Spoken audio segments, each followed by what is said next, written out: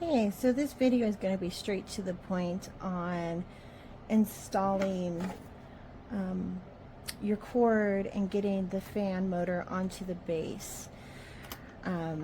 So first what we're going to do is we're going to take the C charger cord and we're going to feed it through the back of the base. And if you're unsure of what the base is, it is the one where you can see where it can hide the cord. Up here is where you're going to just put a screw or something to hang on the fan if you want to do it that way. After we've fed that through, we're going to take the motor and the base, or the motor unit.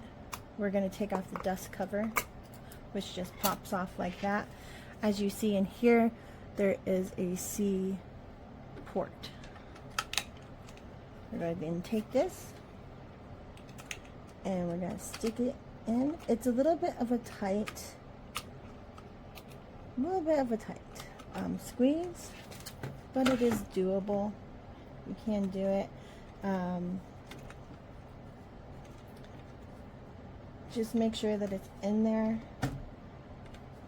Maybe give it a little tug and make sure that nothing's going to be accidentally taking it out. So then we're going to replace this dust cover back on, which is just going to snap on. We're then going to take the motor part to the base and we're going to attach it. Now before I do that, I want to point out a few things. Here on this bottom part here, you can see that there's a slot, as well as on this side there's another slot, and these slots are going to fit into the base. So at the bottom there's two little feet here where the cord can come through, and then at the top on the back there's a little slider door to help with keeping everything stable. So what we're going to do is that we're going to take this,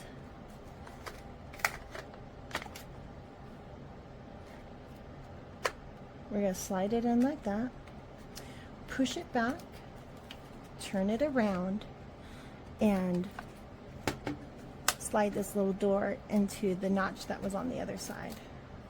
With that, now we have our base connected to our motor mount.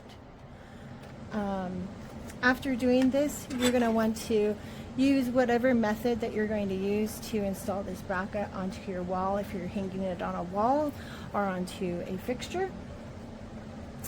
Once you're done with that, if I was the wall here and I'm putting it on, it's just going to slide up and do that. And see, these little feet, they didn't get there, so you might have to make sure that you're actually on there. And then voila, that would work. I know that there's some screws with the actual product and also some super glue, but just a FYI for those out there, as I live in an apartment and I can't really be damaging my walls, I used 3 long strips of command strips, like what you would use for the hooks, just 3 large ones, and it's been holding up. This is my second fan that I had. I wanted to do this review because there was another review that somebody was having trouble with this falling off of the base. Just wanted folks to know that there is a little door to help with keeping it affixed to the base. Hopefully this has helped some folks. I hope everybody is doing well and that you enjoyed this video. Thank you and have a great day. Hi folks, Mike Hype here, Amazon Vine review of an 8-inch oscillating wall fan. Fan comes with everything you see here. Type C power cable. It's not a charging cable. It doesn't go to a USB. It just plugs into the wall there. Little remote control, magnetically affixes to the front. We'll see that in a minute. Back plate to mount it to mount to the fan, so the fan can mount to the wall. And then it comes with a metal plate that you can use if needed, if you feel it's necessary, to mount the plate to the wall to the plate. So I'm going to assemble it real quick for you. So once you have to feed the cable through the rear, and you remove this to access the plug.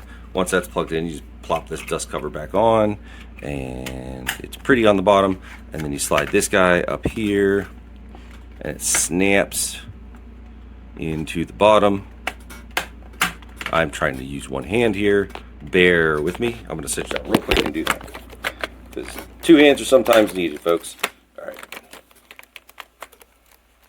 So you would snap that bad boy in there. Once it is, the bottom little clips are in, you snap this top down, and now the fan is secure. And then you would mount this metal plate to the wall if desired, and then you would pop it in and slide the fan on. I'm not going to do that. I'm leaving that off. I'm just using the single screw. It's not heavy. It's quite light. I'm using one single screw here. As you can see, whap, there it is on. Plug it in. And now you can start the fan with the remote control or the buttons on the fan itself. It'll oscillate there. The more times you hit the power button, the faster the fan will go. But here we've got the situation working right now. And then you can put the control right on the face of the fan. It'll magnetically stay there. Your kids will lose it, but you won't. Is it the most sturdy with the single method? No. But for what I'm doing down here, this is just fine.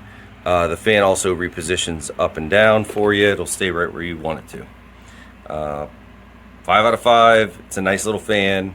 It does what I need it to do. It was super easy to install. Nothing to it.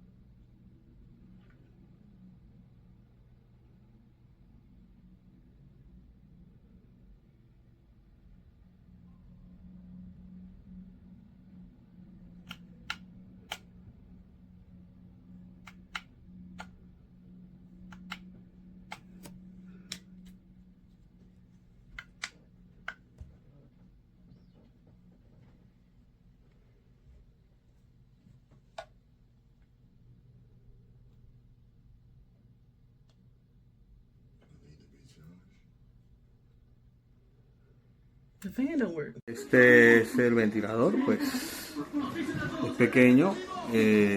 Aquí está su control remoto, la velocidad mínima, la velocidad, tiene 4 velocidades. Además de eso gira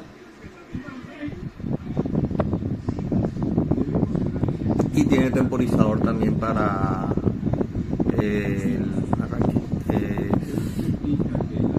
La verdad es que para ser tan pequeño y echar suficiente viento, vivo en una ciudad donde hay una humedad relativa del 98% casi todo el año, y tenemos una temperatura media de 27 grados. Actualmente está fresquito, estamos a 25 grados, estamos a 25 grados, 27 grados, acaba de llover, y la verdad es que el ventilador pues cumple con lo que se necesita.